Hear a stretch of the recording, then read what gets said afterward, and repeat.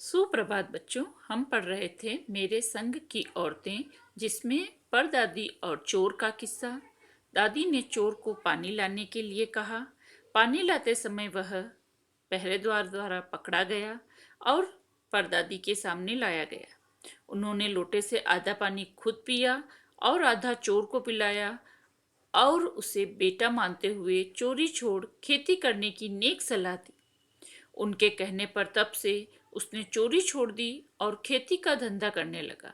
इस प्रकार दादी ने बिना शोर शराबा किए हुए बड़े प्यार से उस चोर का हृदय परिवर्तन कर दिया। लेखिका बताती है कि उन पर नानी और दादी दोनों का प्रभाव पड़ा। इस कारण कभी भी उनके मन में लड़की होने की हीन भावना जागृत नहीं हुई। वहीं नानी के प्रभाव से उनके हृदय में भी आजादी की भावना प्रबल हो उठी।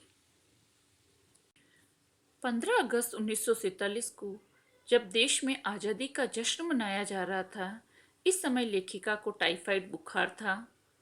लेखिका भी जश्न मनाना जाना चाहती थी, लेकिन डॉक्टर की सलाह के कारण उन्हें बाहर जाने से मना कर दिया गया।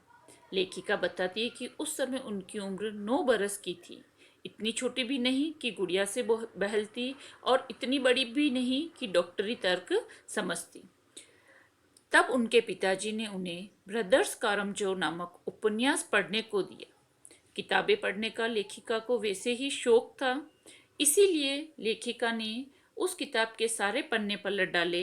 लेकिन पढ़ने के बाद सारे पाठ आपस में गड़बड़ हो गए, यानी घुल मिल गए। लेकिन एक अध्याय का प्रभाव लेखिका पर अत्यंत पड़ा।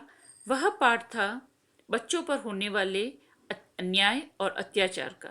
इसे पहली बार पढ़ते ही लेखिका को कंठस्थ हो गया और उस उपन्यास का प्रभाव लेखिका के लेखन पर भी पड़ा। लेखिका बताती है कि यह माँ जी की मन्नत का ही असर था कि मैं और मेरी चारों बहनों को लड़की होने पर भी किसी हीन भावना का शिकार नहीं होना पड़ा। नानी, माँ और परदादी की परंपरा को बरकरार रखते हुए हम भी लीक से हटकर ही चली। अब लेखिका अपनी बहनों के बारे में बताती है। लेखक की सबसे बड़ी बहन मंजुल, जिसके घर का नाम रानी और बाहर का मंजुल, और उसने लेखिका के रूप में मंजुल भगत नाम से लिखना प्रारंभ किया। दूसरे नंबर पर लेखिका स्वयं थी, जिसने शादी के बाद मृदुला गर्ग नाम से लिखना शुरू किया। तीसरी बहन चित्रा और चौथी बहन रेणु ने लेखन कार्य नहीं किया, क्योंकि उनका मानना था कि अगर सब लिखने लगे तो पढ़ेगा कौन।